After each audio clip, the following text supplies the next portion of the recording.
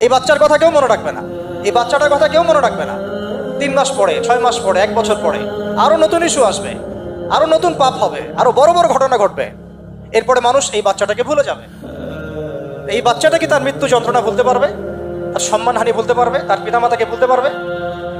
এখন প্রশ্ন হচ্ছে, তার পিতাকেও যদি আমরা জিজ্ঞাসা করি, ইসলামে রেপের শাস্তি হচ্ছে মৃত্যুদণ্ড, আর ব্যভিচারের শাস্তি হচ্ছে অর্ধেক কোমর পর্যন্ত পুঁতে পাথর নিক্ষেপ করে হত্যা করা, এবং বিবাহিত ব্যক্তি হলে এই শাস্তি, অবিবাহিত হলে 100 বেত্রাঘাত, 1 বছরের নির্বাসন এবং সমাজ থেকে বয়কট করা, আর ধর্ষণ হলে সরাসরি মৃত্যুদণ্ড।